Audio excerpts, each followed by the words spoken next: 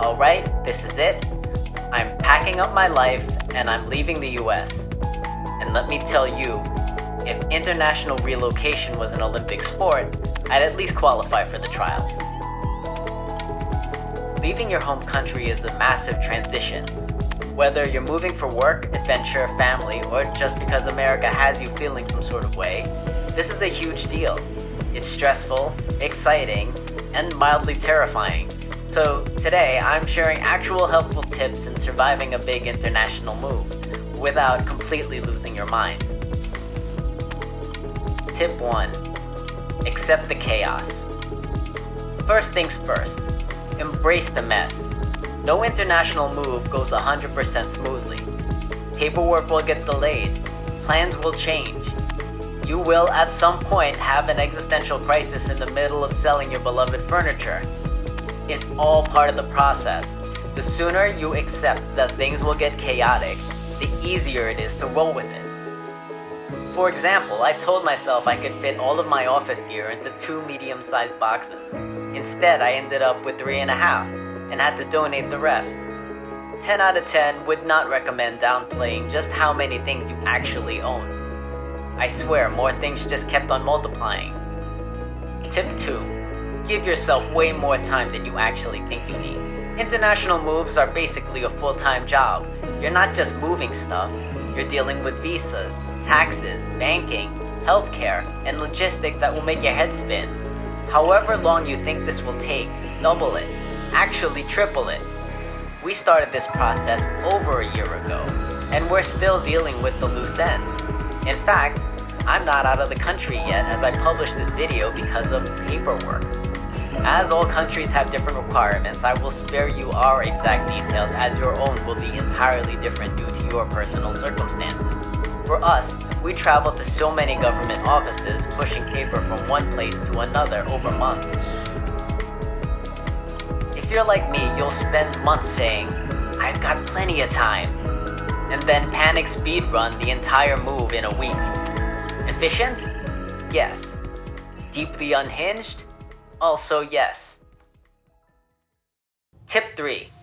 Talk to yourself. Therapists are not available 24/7, and your friends are probably tired of hearing about your moving stress. So talk to yourself, out loud. It's great for self-reflection and emotional processing. Also, if anyone catches you mid-monologue, just say you're practicing a TED What Talk. am I doing? You know, Here, let me show you. What am I doing? I really don't know what I'm doing. I really don't know what the fuck I'm doing. I don't plan ahead. Oh boy, there's the car sale. There's selling everything. There's throwing things out. Korea feels like the right answer. But I think what trips me up more is that like I can't just go to Korea, you know what I mean? I have to do like a visa, I have to wait. And kind of all those stepping blocks in between me just being in Korea, it kind of makes me feel like I can't move forward. And it feels like I'm just like, I don't know, falling behind or I'm just even more lost because I can't just jump to the next thing. Tip 4. You're allowed to be both excited and sad. Leaving your home country is weird. You can be thrilled for a fresh start and still grieve what you're leaving behind. It's not one or the other. It's both. And that's okay. Be kind to yourself. I've had moments of, I'm so ready for this, followed immediately by, what if I'm making a huge mistake? Duality is fun like that. Tip 5. Release your items responsibly. When you move internationally, you can't take everything with you. We donated, sold, and rehomed as much as possible before leaving.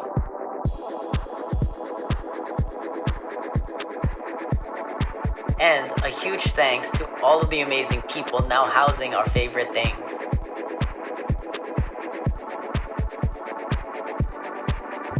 Pro tip, Okay. check your city's Here's where we're waste and at. donation programs.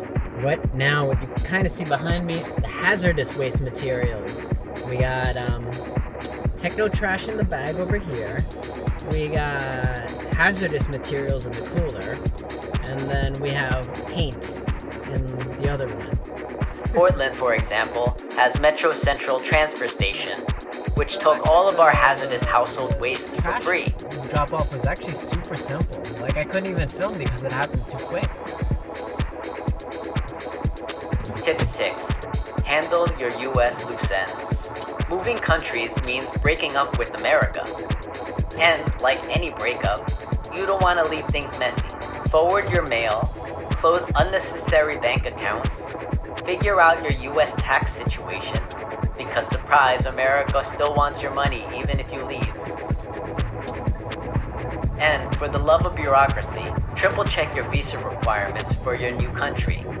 I discovered I may not be allowed to work in South Korea on my visa. Oh, and if you're traveling with your pet, be sure you are versed in the host country's policies. Remember, all those extra checkups will take some time.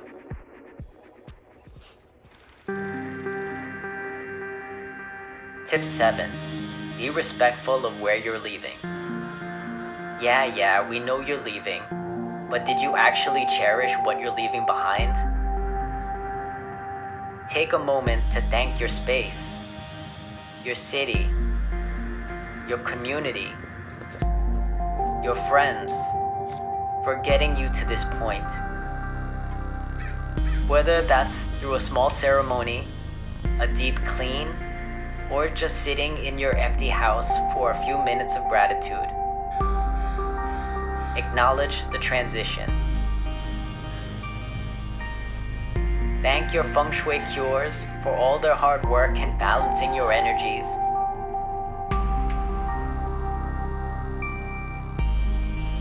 It makes the goodbye feel real and places you in the right mindset for your new destination. So if you're planning a big international move, just remember, it's okay to feel overwhelmed. It's okay to second guess yourself.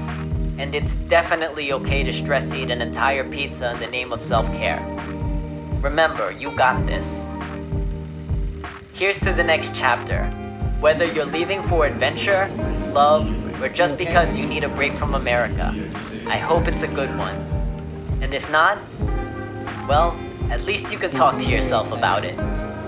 If you ever left the States or are planning to, drop your best tips in the comments. Let's make this whole process less stressful for everyone. I'm very excited. And if you like this video, you know what to do. Like, subscribe, and all that good stuff. Kind of freaking out. Thank you for watching.